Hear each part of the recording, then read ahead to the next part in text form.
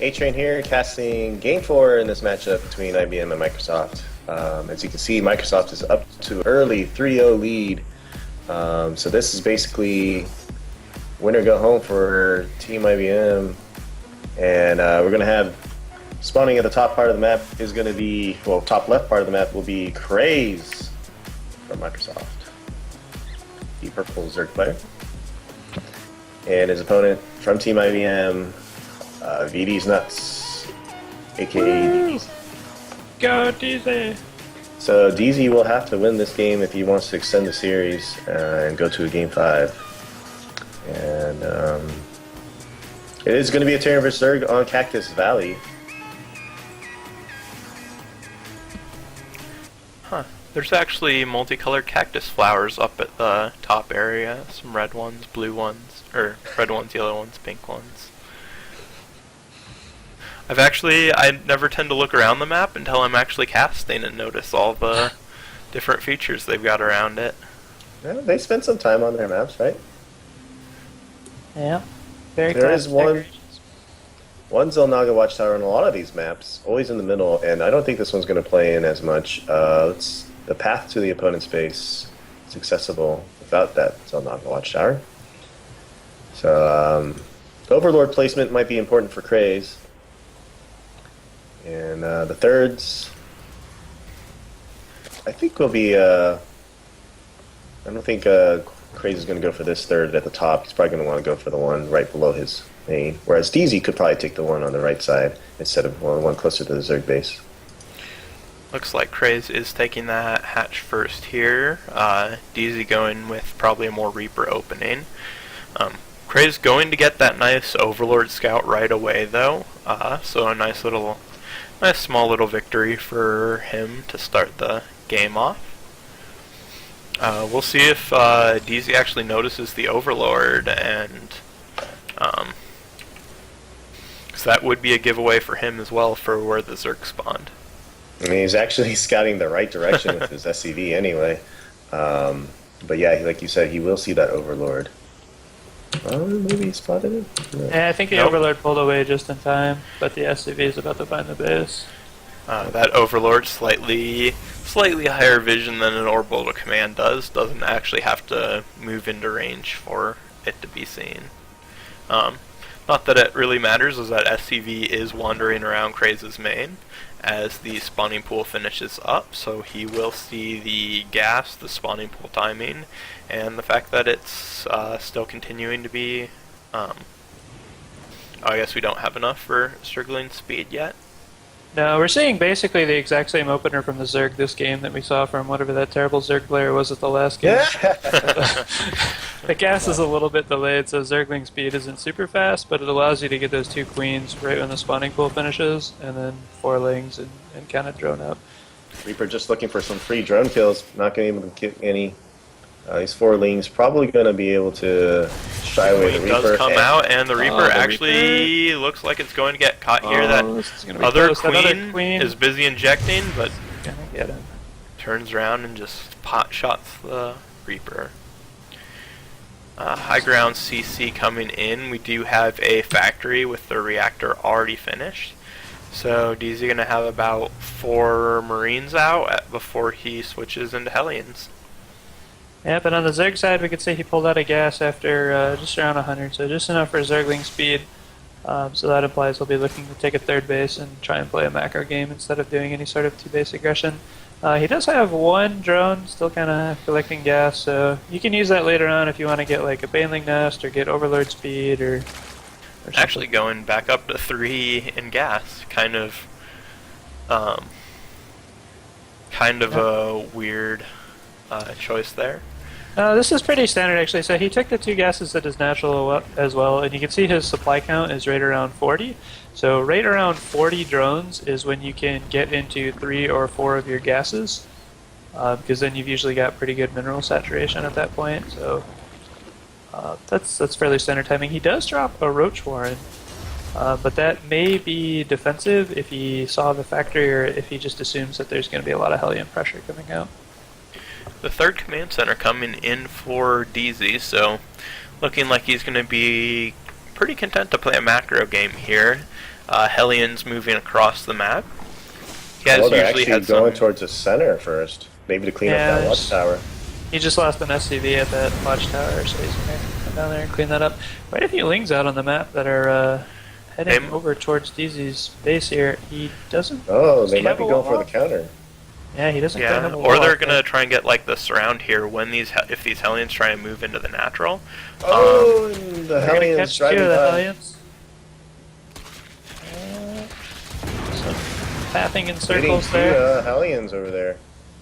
So picks up a couple more and reducing the Hellion count because And that prompts DZ to build a second bunker as well, since he sees that all those lings are out on the map and he couldn't get in with the Hellions to do any more scouting. And this, in fact, looks like an all-in. We've got nothing but roaches and lings on the production tab, and Baneling Nest is going to follow it up as well. So second bunker is wise, and a third or fourth bunker might be a good idea as well.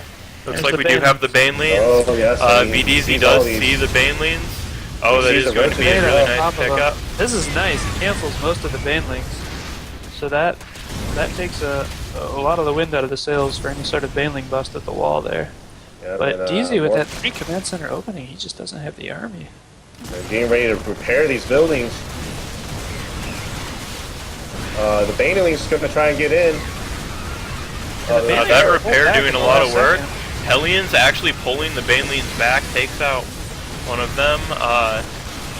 He's really trying to hold those Baneleans as long as possible. They are going to get through finally here, though.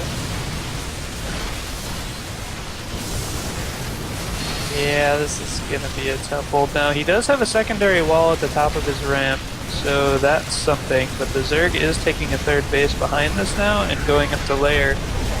So He's trying to get his Marauder into that bunker. He does. Right now, the worker count is actually in favor of Krayze behind. He's taking a third. So even though he wasn't able to finish it there, he did get 15 kills in SCVs and finds himself with a nice sizable lead here with his third coming down. Fortunately, DZ does have that third command center as well, so able to get transformed into orbital command, get some meals back. But that was a nice pickup from Krayze. yeah, very good attack by the Zerg. There is 3 orbitals though, you're exactly right. I mean, a thing called Roach, but a thing called Triple Mule as well. So, that's... DZ's definitely not out of it yet, but he is kind of in a tough That was a spot. pretty decent hold. The Hellions actually going to also force out more Lings and Roaches if they want to be able to continue to defend these areas, though. So it's going to take a little while before Krayze can actually saturate that third base. Yeah, we do have a Spire on the way, and he's got a lot of gas saved up. He's been mining from 4 gases for a while. Once this Spire finishes, he might be able to afford somewhere around 15, 16 Mutalisks if he wants to. Yeah, DZ hasn't even seen the layer, so he has no idea the Spire's coming. Just and starting predicting timing. Starport starting now. The factory actually just going around to build reactors for these barracks. And now another one for the Starport here. So going to try and pump out all the Marines he can here in preparation for this. Yeah, I mean, around 11 to 13 minutes, usually the Terran player should expect some sort of muta harass. Yeah, with the way this game's played out, though, it might be difficult to know because that was such a big attack with the Roachling Baneling. Yeah. Those timings could change drastically. We do have 8 Mutalisks on the way. Plus one attack There are some for the Marines, Zerg as well.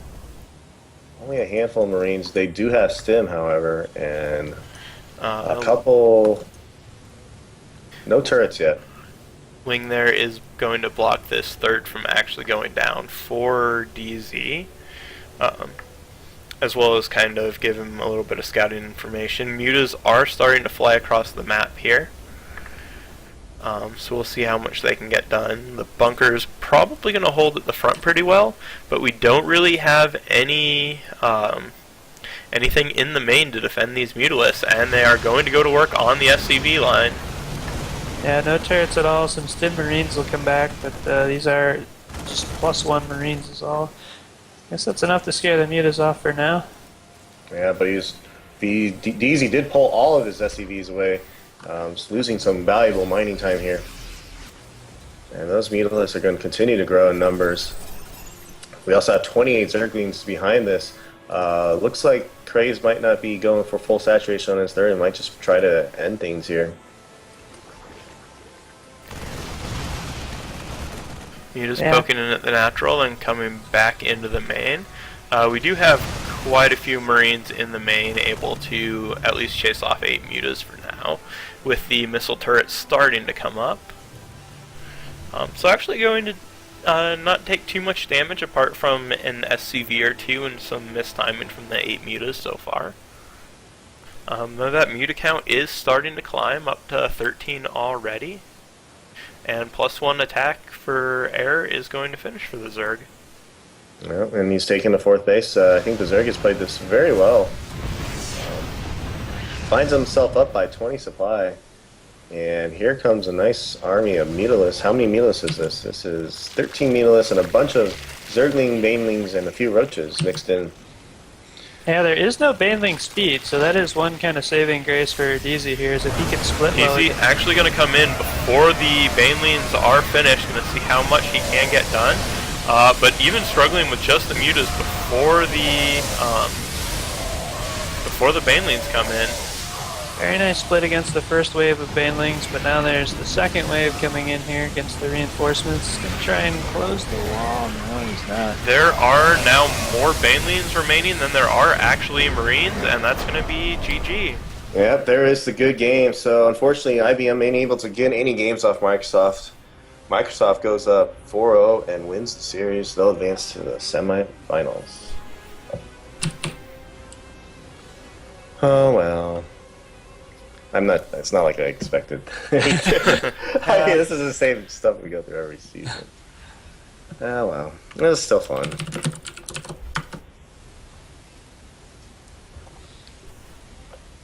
Good games, guys. Oh well, it was a fun season. I didn't expect us, this was actually pretty good considering how far, Yeah, round of 8's pretty reasonable. how far we got. Yeah. Just can't reload our team with enough diamonds, huh? I'll be diamond soon enough with my Terran. Oh well. Anyway, so you guys on the stream, thanks for watching. Thanks for supporting us all season. IBM's gonna call it a season now with this loss, and we'll see if there'll be future seasons from the After Hours Gaming League.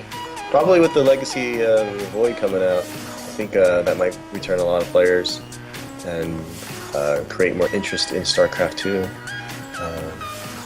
So yeah, we thank you for joining, and we'll see you next season.